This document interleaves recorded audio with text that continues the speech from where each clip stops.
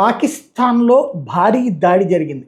ఆత్మాహుతి దాడి. ఏదైతే పాకిస్తాన్ వెంటాడుతున్నటువంటి బెలూచ్ రెబల్స్, తెహ్రీకి తాలిబాన్ పాకిస్తాన్ లాంటి సంస్థల నుంచి ఎదురవుతున్నటువంటి ఉదంతంలో మరొకటి ఇది. ఈ దఫా టీటీపీ వాళ్ళు చేశారు. ఇది ఖైబర్ పఖ్తూన్వా ప్రావిన్స్లో ఓ సూసైడ్ బాంబర్ పేలుడు పదార్థాలతో కూడిన వాహనంతో ఏకంగా పాకిస్తాన్ మిలిటరీ కాన్వాయ్ని ఢీకొట్టాడు. దీంతో 13 మంది సైనికులు చనిపోయారు. ఓవరాల్గా మరొక 30-35 మంది తీవ్రంగా గాయపడ్డారు.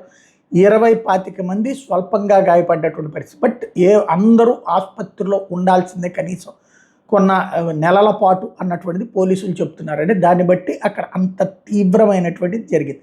ఇది తెహ్రీకి తాలిబాన్ పాకిస్తాన్ గ్రూపు ఈ దాడులు చేసింది అన్నటువంటిది స్పష్టమైంది.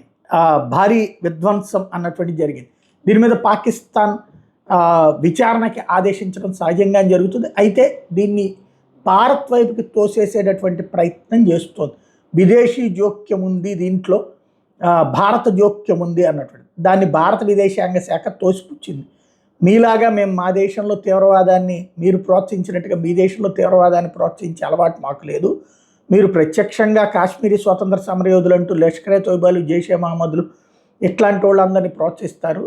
అదే మేమైతే కనుక అక్కడ బెలూచిస్తాన్ ఉద్యమాన్ని ప్రోత్సహించట్లేదు, దానికి సపోర్టింగ్గాను మాట్లాడడం, అట్లాగే తాలిబాన్ల ఉద్యమాల్ని మేము సపోర్ట్ చేయము, అక్కడ ఉన్న ఏదైతే ఖైబర్ పఖ్తూన్వా ప్రాంతాన్ని మీరు బహిరంగంగా సపోర్ట్ చేస్తూ మీరు ఫెయిల్యూర్ని కప్పిపుచ్చుకోవడానికి మా మీదకి తొయ్యొద్దు అంటూ భారతదేశం స్పష్టం చేసింది.